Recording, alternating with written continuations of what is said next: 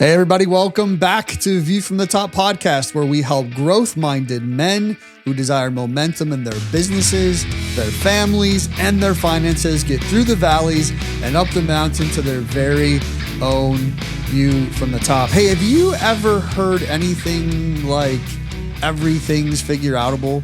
I mean, is it really? Have you really ever asked yourself that? Do you think that everything is figureoutable? Well, we're going to deep dive into that today with Big A. Big A came up with this great topic for us to talk about today, because sometimes in business and in our families, even in our finances, right, we got to think there's got to be a way. Maybe there is. And I think today we're going to talk about some things that maybe there isn't a way sometimes. So listen in as we talk about this topic today. We deep dive on is everything figureoutable. Let's get Big A in the studio. Big A, welcome. Wally, how's it going today? You doing good? I'm not going to lie. I did something to my back and I got like this. Yeah, you know, when I don't exercise and stretch and walk like I should, it takes me about 30 days of not doing that.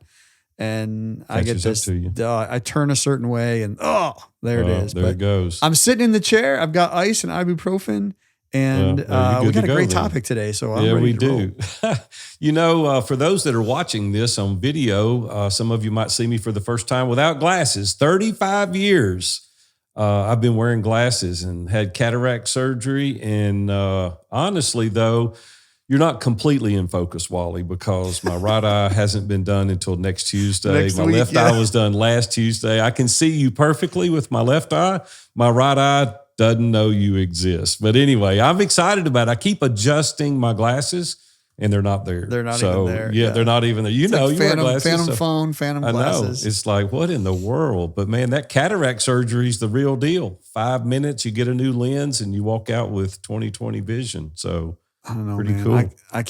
I don't love the idea of somebody messing with my eyes. But yeah. I guess if it works. Well, they vacuum out your old lens and then they insert a new one and it fills the void and you leave out of there. And the next morning, I was able to read. So that's crazy. It's phenomenal, isn't it? I should have paid for that 35 years ago and I would saved all that money on glasses. But here you are. I don't think you can have cataract surgery without cataracts. No, probably not. You got to have that. That's part of it, man. Hey, I am so excited, man, to see you today. We do have a cool topic. Yeah. Everything's figureoutable. Some people say, that's just being overzealous in your optimism. And I'm like, no, we need to dive into that. But before we do, I do have a question for you. And we normally have a little question we talk about. We call them riff topics. But I get asked all the time from coaching clients and guys in the mastermind. There's always talking about money, right? And they said, Big A, what do you recommend that we save? Is there a percentage that we should save of our income? I know Dave Ramsey has all that laid out, but just between me and you as businessmen, like, how do you look at that related to your budget? Is there a percentage that you should save? And should there be a percentage of it in cash that's disposable to you at any time? How do you look at it? Yeah, well, when I didn't have any money, I didn't. It was hard. No thought about saving. It was hard to save. Have any. But once I started, I started being able to steward that. I think I started looking toward the future, and first for me was short-term things like, I have children, so I had daughters and still have daughters, but they're all married now. But weddings and school, helping them out there and all that. So those some shorter-term things that we saved for, and then obviously, started thinking about longer term with retirement or freedom funds. We talked about that in a recent podcast. But cash itself. Well, let me be specific now. Yeah. I'm not talking about saving for college or saving for the wedding. I'm not talking about that. I'm talking about cash specifically, just rainy day funds in case you need to get your hands on the money. Is there an amount of your annual income that you should set aside regardless and just keep building that little nest egg up? Like, not for expenditures, just, hey, it's there if I need it. Yeah. A percentage of cash, like in the safe kind of cash? Are we talking about no. In the I'm bank just talking kind of about cash, like mattress cash? What are we talking about? Accessible cash. Like, you can put it in a money market, put it under your mattress. I don't care what you do with it, but just it's accessible. Liquid. It's not something that's, allocated towards an expense that you're saving for. That's not what I mean. Just like raw cash in the bank, CD, money market, whatever you want to do with it. Like, is there a percentage that you would say, hey, I just need to save this much every single month, every single year? I haven't saved like every year cash, but I have a certain amount that I'll keep, right? Not even really a percentage. There is a percentage, obviously, if you broke it down, but if you make $100 a month, you're not saying you should save $10 a month. Right. Yeah. You don't look at it that way. No. So there's like I have like an emergency fund amount. Right. That's smaller that I keep like in my safe. Sure. Right. Sure. And then there's like larger, not emergency fund, but larger like cash reserves at a certain amount. A lot of times, like it's in your checking account or in your savings account. Wherever. You just got it. Yeah. And so we do sinking funds on a lot of things. Yeah. And so we build up some cash there. We may spend a bunch at one time. I could buy a new car, save up for that or whatever. So we'll have large amounts of cash available. If something goes wonky, we can have access to that. Sure. But I don't have. You don't like say 5% of my annual income goes into cash. Do you? Like, I haven't. Let me tell you where I can't believe that you would be that specific about saving a percentage. But I get asked that question, and it's like the reason that I've done a terrible job at saving cash, and the reason is I get a little bit of cash, I want to invest it. I'm like, well, I can do better than it sitting in the bank earning 1.5% or 3% or 5% or whatever it is. Like I can go invest it in something. So I've done a terrible job. But as I've gotten older, it's become much more interesting to me. Yeah. It's like, Robert and I are getting a little bit older and maybe I should have done a better job. So I've kind of upped the ante a little bit for me personally now at this stage in my life. And it's much more of an interest now. And I look back, Robin and I had this discussion the other day because, 45-year career, if I had set aside 5% or 10% for that 45-year career, can you imagine? You can't go back like that, man. Hindsight's so 2020. Okay. It drives me crazy. I had. If I did those numbers, man, I'll be able to sleep at night. I'd be like, I wake up in the morning. I know. I told Abby, my granddaughter, we had dinner the other night together, and I told her that. I said, Abby, if you and Ben would set aside X percent, and I'll tell you what I told her. I said 5%. Let's just say 5% because you guys are going to do good, right? They're graduated from college. They've got some good offers. And I said, start out your marriage. You're getting married, next month. And I said, start out your marriage, just earmark 5% of it. Time you get Big A's age, you'll have so much money you won't know what to do with it. And so I wish somebody had given me that advice as a young person to really build my budget on 90 or 95%. And you're talking still just cash? Yeah, you're talking about saving 5% cash? Yeah, you're kind of hung up on, is it in the safe or in the money market? Well, no. Because you just came back and said 5%. Like 5%, say, I told my granddaughter to save 5% of her. Let's say she makes $100,000, put $10,000 or $5,000 away. 5%, just put it away and don't spend it. Don't invest it. Don't do any. Just don't invest it. Don't spend it. Well, like in a money market or something. It's okay. Accessible. She can go cash it in and get it immediately. It's not. Well, at what point does she convert that into something more long term? Because that's gonna add up. Yeah, I know. I don't know. I'd worry about that if I had 5% of 45 years, right? Hey, let's get into our topic today. Everything is you know what? This is one of those things. I don't know. This is figureoutable. It is because we would just do it very different, right? Hey, when I was a kid, Wally, my mom would come in my room and we would talk at length. My mom was really good about just having conversations at random about things. And she came in one year. I was young. I don't remember how old I was. I was pretty young, but she wouldn't allow us to say the word can't. And she had this little saying that I thought it was the most ridiculous saying on earth. She would say, can't, couldn't do it, but could, did it all. And I didn't understand that really then. All I was mad because I couldn't say can't, because I would say, I can't do better than that on my report card, or I can't do better on the yard, or I can't do better cleaning up the house. My mom would go, yes, you can. Because anytime you think you can't, you won't. And those that think they can will. And so she said, can't, couldn't do it, but could, did it all. And it was really embedded in me. It was just ingrained. And really, I've adopted that kind of as my life mantra as I've become an adult. And it's the title to the first chapter in my book, View from the Top. And that leads into this, everything is figureoutable. The reason is it's one of our core values. It's our fifth core value.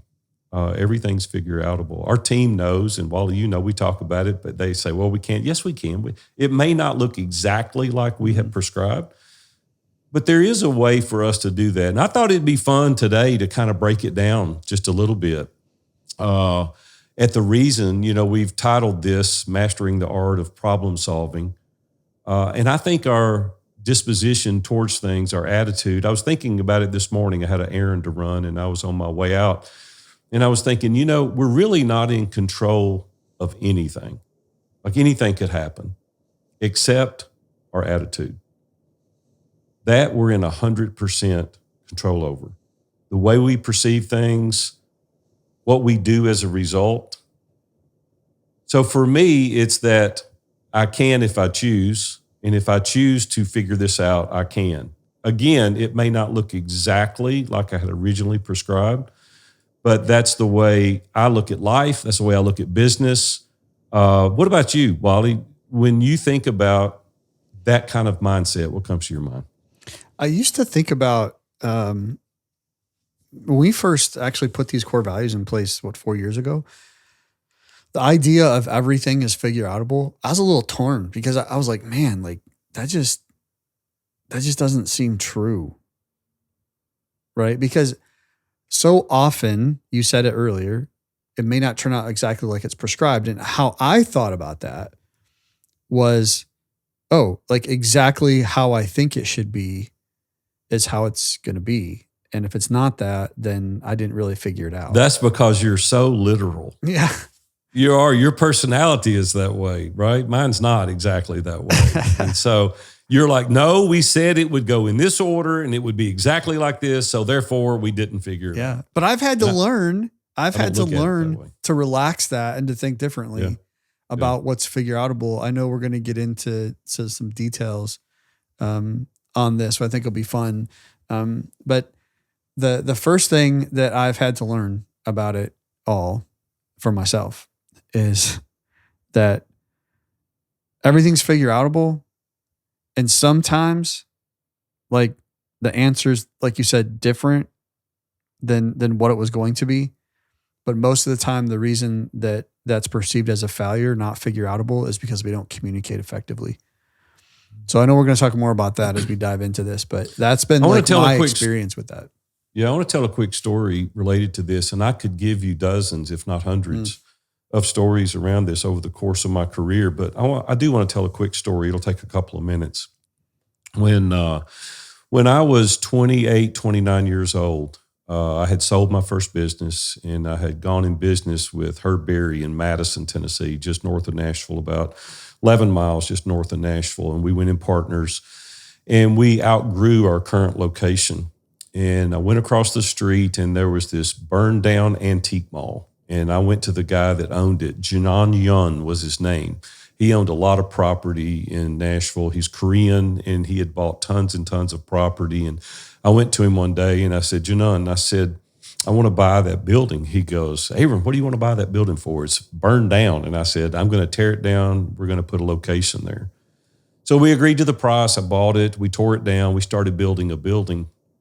And I didn't think through it deep enough. Because what I discovered is that we were going to have a huge showroom, and the parking wasn't going to be adequate, nor was the storage. And so there was a building next door, and the family, the H.G. Hill family here in Nashville, is probably the largest property owner in Davidson County.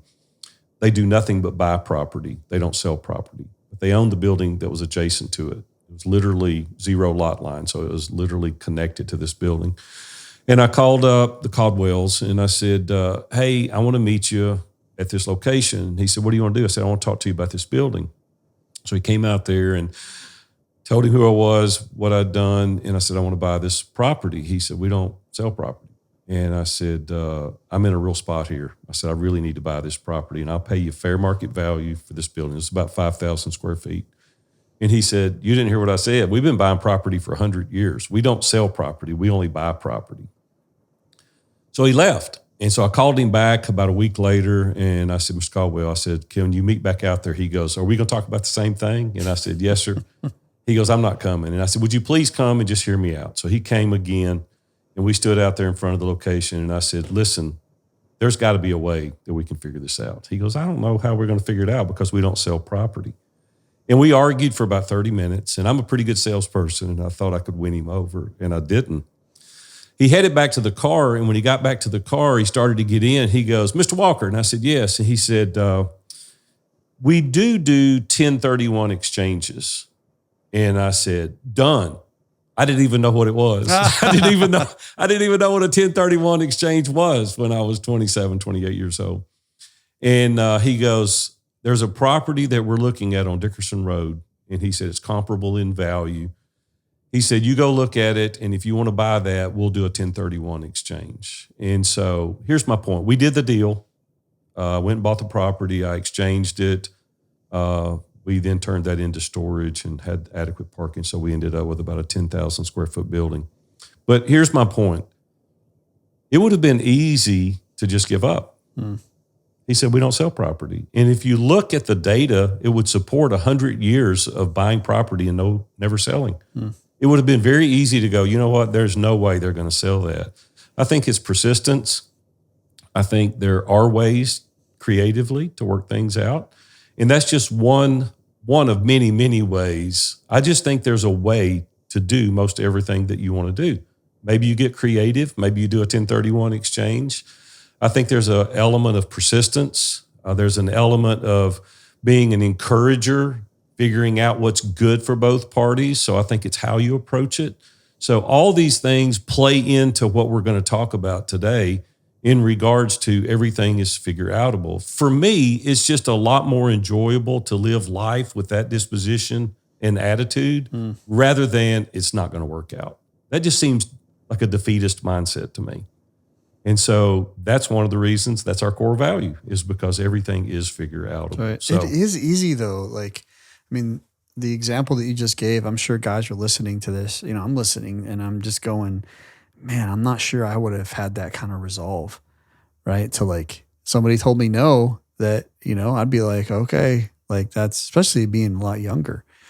And so I know there are guys listening right now that are, you know, bumping up against a decision or a situation that's in front of them. And they're just like, I don't know how I'm going to figure this out. I think it goes back again, being ingrained by my mom, couldn't do it, but could did it all. And it's having that, I will accomplish this. I will do this. I will figure this out. It is so much easier, but isn't it worth it? Isn't the reward so worth the end result when you push through and you get that accomplishment and you make it happen? Another quick story, it's similar in nature, is that when I went into the business I was in, the other people that was in that industry ostracized me for about 5 or 6 years, wouldn't have anything to do with me. And later they made me president of their association because you just continue to work with them and show them, hey, I'm for you. I'm not against you. And I think that all of us need to adopt a level of that mindset in order to accomplish the things that we want to do. Same with being average. You know, that mindset is like, well, okay, they said no, so I'm going to go on. That's kind of an average mindset. And again, to my mom's credit, she would say, average, you're just as close to the bottom as you are the top. And you're above average. Go, and you Mom. can do things above average. Yeah. And so what I'm saying to those that are listening today, I don't know your circumstances. I don't know your situation. Many of these things seem impossible. You know, I talked about several months ago, my daughter was up against a life-threatening disease. And they gave her a few months to live. And it's like, okay, so game on. We got to figure this out. And we weren't able to do it at the place we were at here at Vanderbilt in Nashville, but there was another place that we did figure it out. And today she's thriving. Excuse me. That sounded hoarse. My throat's a little hoarse. She's thriving. I think it came out. And so, yeah, I mean, what if we had given up? Okay, she's got a few months to live, and we're like, oh, I'm sorry. You know, it's like, no, we're not going to do that. And I think that we can adopt a certain mindset as we go forward. But listen, there's a number of things that I want to talk about. I did a little research just to see what most people were challenged with the most. And the first one that I came up with was financial management. It's the top of all of our list, no question about it. You know, you get into cash flow situations, making wise investments. And I'm going to be honest with you, I struggle with this. I was on a call for 30 minutes today about an investment that I've got that's gone a little bit south, and we're trying to work through it. And it's tough. It's like, okay, do I keep, it's a piece of real estate. Do I keep it? Do I lower the rent? You know, it's making these wise decisions related to finances. And right now, no option looks real promising. And so I'm like, okay, we got to figure this out. And that's what I told the realtor today. I'm like, this is not optimum, but this is what I think I'd like to do. And so we've got to figure it out. We can't just be defeated. But what about for you, Wally? How much of cash flow, making wise investments, how much of your time do you spend on those kind of decisions as well? No, those are tough. You know, young families, guys listening that got young kids, and, you know, you're running up trying to get a business started, or you got one going, and, you know, you're profitable, but it just never seems like enough. You know, those are hard. It's hard to figure that out. It's hard.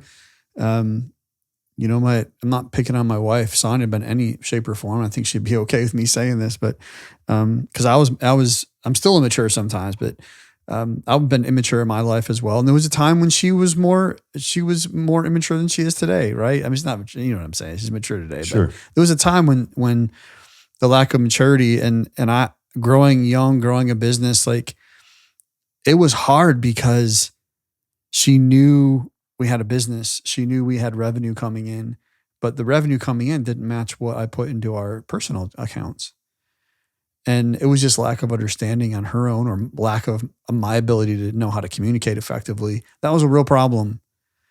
And it took us a long time to figure that out. And I tried a lot of years on my own, ineffectively.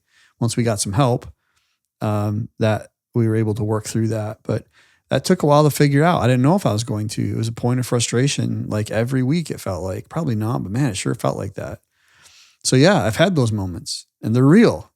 You figured it out. We did figure it out. It took some time, took some help, but we figured it out. Took some energy. Right. That's right. Right. You know, another thing, even today with us, one of the things that's a challenge is marketing. Customer acquisition. A lot of you are small business owners that we're listening to. A lot of noise out there today. You know, it's like everybody's promoting, advertising. I talked with one of my clients yesterday, and he said, man, I've never seen so many ads for the space that I'm in. Mm-hmm. And I've never seen it so hard. And people have only got a certain amount of disposable income to invest in some of these projects. And you got to fight for it. It's hard. Like, what do we do? And so we strategize for an hour. It's like, well, hey, what got you here is not going to get you there. So we got to do some things differently. We've got to approach it differently. We got to try some things that you may not want to do in light of the circumstances that we're in right now. He was very, very discouraged when we got on the call, and he was very energized and encouraged when we got off the call, because some of these things he hadn't thought about. Mm-hmm. He was like, man, I can see exactly what you're talking about. It's like, yes, we're going to figure this out. He was motivated when we got off also, because I encouraged him, right? He's discouraged, and one of my jobs is to encourage him. Like, we're going to figure this thing out, but let's try this for 2 weeks. If that doesn't work, we'll pivot and we'll try something else, but we're not going to give up. We're not going to quit. Marketing is something that's been a challenge for 10 years for us, figuring out exactly the things to do. Podcast interviews, Facebook ads, Google. You know, we do email sequences. Like, what are the things? So what are some of those challenges, Wally, that you feel that some of these people may be up against from a marketing and a customer acquisition?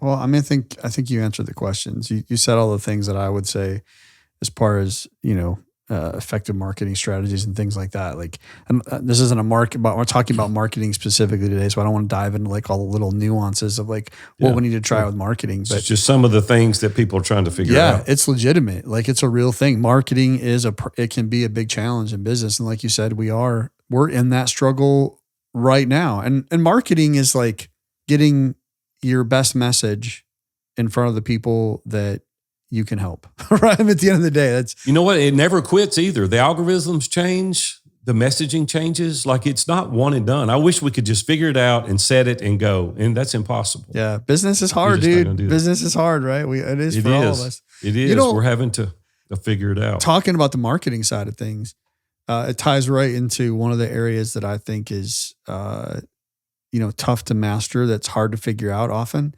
is people.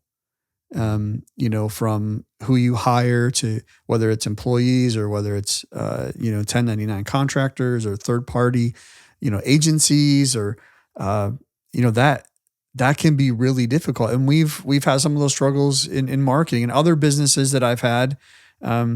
It's been a struggle. Like, you're like, oh man, we really need like this role filled. Or maybe that was when I got smarter. When I wasn't very smart, I'd be like, oh, we need this person. I've seen Johnny and he's really good at this, so I'm going to hire him. And so I hired Johnny to do a thing versus figuring out the thing and then hiring Johnny. But that's a conversation for another day. It's hard.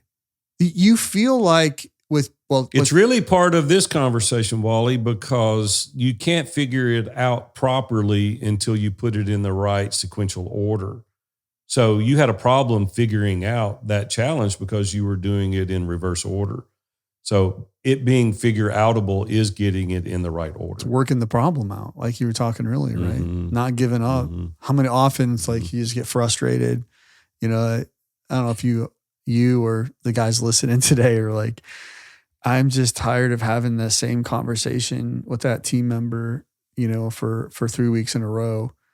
And you've got to make some decisions about that person in your business. Maybe they're the right person and you're not the effective leader you think you are. Maybe you're not communicating effectively. I was doing some coaching a little while ago. I love to help kind of those second in commands, like those COOs, director of operations. A lot of times they're the forgotten heroes of the businesses. They're doing a lot of work in the background. The CEO, the founder gets a lot of face time and airtime, if you will. And they're the ones that have invested a lot and driven it all. Don't get me wrong. It's not what I'm saying, but those second in commands need help as well. So I've been able to help a number of those folks and I enjoy that. But in that process, I was talking to the CEO and the visionary and the integrator, if you want to talk about go EOS route. I talked to both of them while I were in this coaching situation. And a couple of times the CEO, the founder, visionary, he said to me, man, it sounds like maybe I'm the problem in this particular case for this particular thing. And so maybe you're the person leading the charge right now, but you're not the effective leader or not thinking about it the way you should. Or maybe that person needs to be changed. Maybe that role does not fit, who you need in that role. That person doesn't fit that role anymore. And those are tough, man. It's like, how do we figure that out? They have families, like we're a family business. I'm in the sense that everybody's family and we're going this together and everybody's on board and they're working their heart out.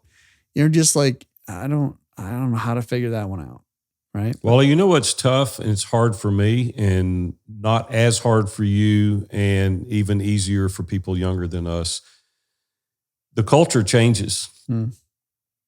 And if we don't change our strategies and our tactics and our retention methods, we're going to lose people because what's important to some of the up and coming folks today is not what was important 30, 40 years ago. That's true. And so I think the reason there's a lot of things that's difficult to figure out as far as HR and talent management is because we're not adopting the new culture. We're not looking at the new strategies. we're not on the cutting edge. We're stuck in our head. We're the old school. And I don't ever want to be guilty of being that guy. As I get older, I don't want to be that guy. I want to learn, always want to be a student. And I want to adopt the new culture mindset in regards to, okay, what is important to you? Like, money's not as important oftentimes as time off. They want more personal time. And it's like, see, that's contrary to the way I used to think when I was young. I was like, dude, I'll work around the clock. If I can make more money, put me down as long, like I'm here. But now it's like, no, I'm going to put these boundaries up. And I'm not saying they don't have it right. That's probably more right than the way I looked at it, quite honestly. But what I'm saying is evaluate yourself. Do a self-evaluation when you're looking at problems, and don't always, portray that it's on the other person. It could be the lens that you're looking through. Yeah, I want to speak to that, the younger generations real quick. An observation I have, because we both have younger, obviously children, they're younger. And so Sonia and I served in ministry with college and career age for a number of years.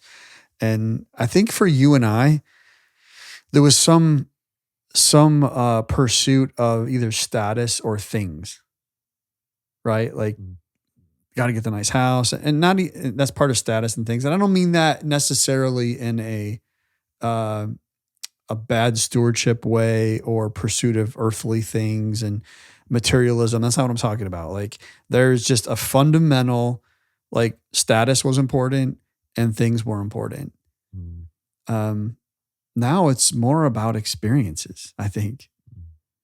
Like the experience of work, the time off experiences, right? It's really interesting to watch. And I think in a lot of ways that they have it right. I really do. I agree with you. You know what we're going to need to do? I've got a buddy of mine, Chris Tuff, the Millennial Whisperer. We need to bring him on one day, be a co-host, and we'll talk more about those things. And he's an expert at it. I mean, he travels and speaks, written a book. Chris would be a great co-host on one of these to talk about the millennial mindset and what they're in pursuit of. There's other things that we could talk about. We won't go on and on, but there's all kind of time management.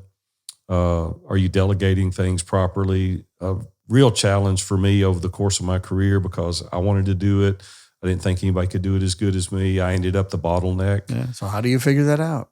Yeah. How do you figure it out, right? You got to say, hey, yeah, I can do this or I can do that. So then there's all kind of regulations that we have to navigate today, a lot of government and legal and accounting compliance. There's just so many things that we have to try to figure out. But those are just a few of the highlights. But I wanted to reserve a little bit of time for talking about the way we approach our mindset.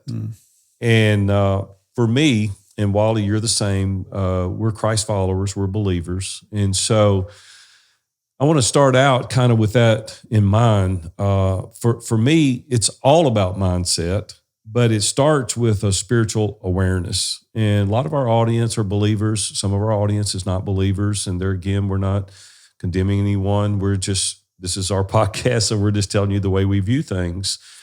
And I think that as a believer, we really have a different lens by which we see challenges.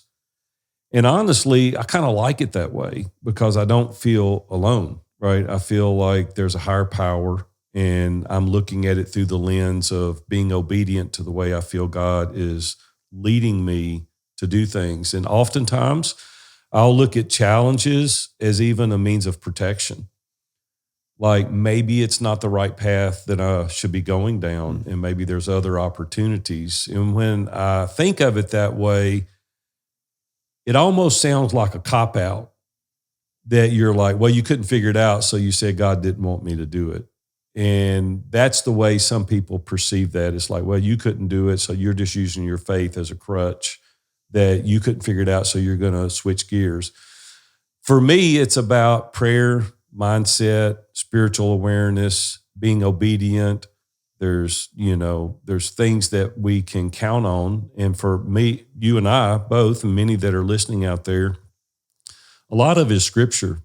And when we're reading scripture, God's word is truth for us. And so we go to God's word. And I only want to give a couple, but there's many, there's hundreds. But there's a couple of contextual verses that I really look at to help me through difficult times. One of them is Proverbs 3. Trust in the Lord with all your heart and lean not on your own understanding in all your ways, but submit to him, and he will make your path straight. Well, for me, that gives me a lot of comfort and peace knowing that I have an abiding trust in him, and he's directing and leading as I go. Yeah, and it just makes it much more digestible, right? And does give you a sense of hope. I know that verse is very familiar to you as well. Any comments on it? No, man. I like you wrote. I'm going to read the next one you got down here because I love it. It's good. Philippians 4 talks about do not be anxious about anything, but in every situation be prayerful with petition, with thanksgiving. Present your request to God, and the peace of God, which transcends all understanding, will guard your hearts and minds in Christ Jesus. Yeah, I mean, you even read that, I feel my heart rate go down. I don't feel as anxious. And there again, it gives me that peace that surpasses all of our understanding. It's like, well, okay. So, yeah, we're not here today to preach a sermon or a Sunday school lesson or anything, but it is a very, very big part of why I feel like everything is figureoutable. Jeremiah 29 said, for I know the plans I have for you, declares the Lord, plans to prosper you and not to harm you, plans to give you hope and a future. I don't know about you, man. That's very encouraging. That's good news. I mean, yeah, that is good news, right? When you read that, but how do you practically take that and create a better mindset? And so I think once you figure out the spiritual awareness and you're like, oh, you can overlay that into other areas of your life, including the mindset that you're choosing to use during each and every situation. So attempting to adopt a positive mindset and a growth mindset, I think is the first step. It's like, you got to make a choice. It's like, how do you want to receive this, right? It's like, well, I don't want to receive that. That's not what I've chose. But because I'm dealing with that, I'm going to make the best out of it.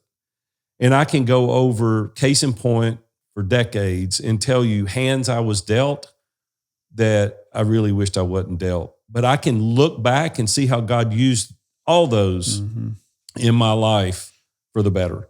And, you know, with relationship challenges, automobile accidents, loss of businesses, health challenges, I can look back and go, man, I grew as a direct result of that. I talked to a buddy of mine yesterday, and he's going through a really difficult time. And I said, you know, honestly, you won't do that again. Like, you'll make better choices going forward. Like, it's an education. He goes, yeah, it sucks really bad and it cost a lot.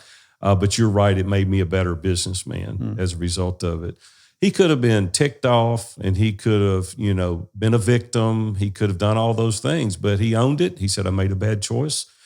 It is what it is. And you're right, it's going to make me a better businessman. What about you, Wally? Good. What are some other practical steps? Yeah. So we've talked about it before on the podcast, just kind of the journeys we've been on. And so after selling the business that I did in 2019, it's been a crazy journey over the years through that. And I found myself about 18 months after that, I was just in a funk. And, you know, I believe it was spiritual warfare, but I was in a funk. And someone pointed out to me, like, man, when's the last time, you know, talking about scripture, how faithful are you being at reading the word, which I think provides the most,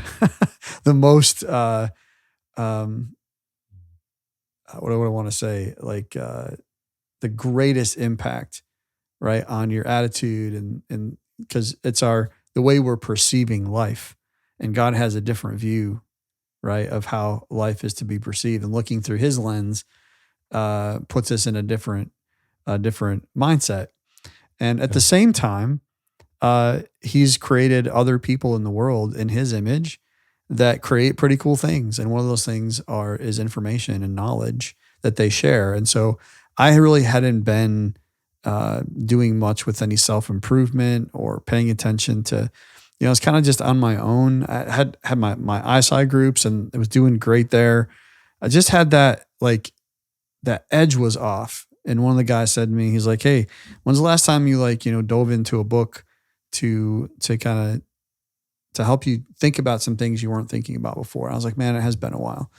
And so I jumped into that, and sure enough, man, it didn't take long. Helped you out. Yeah. And so I think that continuous learning, there can be a time when you need to take a break, but that continuous learning and kind of skills development, I've been strumming more on the guitar lately than I have in the past. And so those things are all helpful with our mindset, our attitudes, just how we approach life.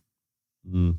Yeah, there's so much that you can do out there. Online now, there's so many TED Talks and podcasts and encouraging YouTubes and, it's great blogs that you can read. People can't say I don't have access to the content. Blog? It's out there. Is blogging still a thing? Sure they do. Oh, yeah, man, it's a big thing. Yeah, it's a big thing. It is. It's just changed, but it's not what it used to be. It is. No, it's not. But now there's the video vlogging that people have. It's become very popular. But the last thing I think from a practical application standpoint, and some of this you can get into kind of some weird stuff, and that's not what I'm talking about. But I think just practicing positive affirmations, that there's nothing that does the soul better than to have a positive affirmation. And sometimes that's from others. You and I were doing a podcast the other day, and you publicly affirmed me about a situation. It really encouraged me. It was like, wow, we should do that more, and we made it a practice, and it's the culture in ISI that we do affirmations at our live event and have people stand up and take a microphone and walk over to the guy that's really impacted them this year and say, hey, I just want to tell you, if you hadn't have done that, my life would have been different. And because you encouraged me, now I've stepped up and I've done this challenge, or I've done this thing, or I'm a better husband or a better businessman. I'm coming home now and being with my kids as a result of your challenging me. And I just want to tell you thank you. And they hug each other and just really affirm. See, here's the thing, Wally. We all are desirous of the affirmation, and we rarely got it as children. A lot of people had absentee dads and they were out working, and I'm not going to throw dads under the bus. But the truth is we need those affirmations. We need people to affirm us. And a lot of people act out as a result of just getting that notoriety, just getting acknowledged. And I know a lot of kids misbehave just because they want attention. And so as adults, we need to affirm our children, our grandchildren, our spouses, our partners. We just need to make a conscious effort at doing that. But when I started thinking about this entire episode, I was like, why does it matter anyway? Like, what are some of the benefits from having this positive kind of attitude or disposition? And I'll just be honest with you, and I'm going to tell you, some of you are not going to like this, but some of your family and friends, they don't want to be around you. That you're just a dark hole. You're just like, you're negative, you're pessimistic, everything's fallen, you're a victim. You've got this mindset that nothing's ever going to happen good for you, and people are avoiding you. And I don't mean that to be mean or rude or harsh, but I think everyone listening to this episode right now needs to ask themselves, do people want to be around me? Am I bringing light to the conversation? Am I energetic? Am I bringing positive affirmation? Is my disposition good around my grandkids, my kids? Am I trying to use this everything is figureoutable in every situation for my spouse, for my children? Because if you're going the other way, I promise you people are avoiding you. So I think one of the reasons is that we want to have a better relationship with our family and friends. And so I'm convinced that positivity breeds opportunity. Yeah, I'm with you on that. There's no question about it. When you're upbeat and you're positive, you're around people, they want to be around, they want to talk to you, and opportunity comes as a result of that. What do you think, Wally? What are other additional benefits? Right, but it doesn't mean that, we're talking, these are definitely benefits. I think, we can get better relationships, and Sure. we get better connections, and, I'm sure with an attitude, we hopefully have increased success, but there's still that problem that's there, right? So does the attitude, we say everything is figureoutable. Does having this attitude, this mindset that things are good, that God's in control, that trying to be happy, like does that mean that the problem solves itself? Like, it'd be easy to say that. No, I don't believe in the prosperity gospel. That's not what I'm teaching here at all. I just think that when we have everything is figureoutable mindset, we're positive, we're looking for ways, we're in touch with our spirituality, our mindset is looking for positive affirmations. Our opportunity for success is going to be far greater than the victim mindset, the sky's falling, we can't figure it out anyway, we're negative. All I'm saying is it's going to give you, I don't think there's a way to quantify this episode in being 100%. If you adopt this, everything in your life is going to be, come up roses. But like That's not what I'm saying. But like you said at the beginning, like your mom said, if you think you can't, you're right. You won't. Yeah. And so that's the whole point of this episode, not for someone to email me and give me a specific situation that they didn't figure out. That's not the point. The point is that there's much more figureoutable with a positive mindset, going at it in a way that you're not the victim, you're not negative, you're being more positive. We can figure this out. So that's really in essence what I'm saying. Yeah, imagine what it would be like. I've been guilty of this more than I probably should count. But I think back and go, imagine if those challenges and problems I came up against that I was like, I don't know what to do. Like, I can't. Imagine if I had engaged other people, first of all, right? The people I trusted to help me out, the wise counselors around me, my spouse, for me, it's my mastermind group. But imagine if I had done that. And secondly, imagine if I had communicated that to the people that the decision affected. Just the communication alone, the value of that. Solved. I think about my family and think about the times when I remember being down in the mouth about some cash flow issues we were having in our family when our girls were young and we wanted to do this thing and we couldn't do it. And Sonia took the reins and she's like, hey, let's get down in the living room and pray about this as a family. And it wasn't 2 weeks later, God made provision for that. And it was cool. It was like one of those keystone moments, like we all talk about that still. Isn't that exciting? Right? Yeah. It was crazy. You know what helped you figure it out is she went about it with the correct order or spiritual awareness, perspective, govern the remainder of the conversation, and it was resolved. Yeah. Listen, I'm really excited today. Thank you guys for being here. Listen, when you view problems as opportunities for growth and learning rather than as obstacles, it just helps you have that mindset that I'm referring to. Understanding that challenges are a natural part of the journey and that overcoming them can lead to personal and professional development. Listen, today, instead of dwelling on the problem itself, shift your focus to potential solutions. Think about it like, what does this make possible, as my good friend Dan Miller used to say. I want you to acknowledge the issue, but concentrate your energy on finding ways to resolve it. Listen, try to keep a positive outlook, believing that every problem has a solution. You can even adopt my mindset if you want. Can't, couldn't do it, and could did it all. And I promise you, if you'll attempt this, maybe just around the corner, you too can have a view from the top.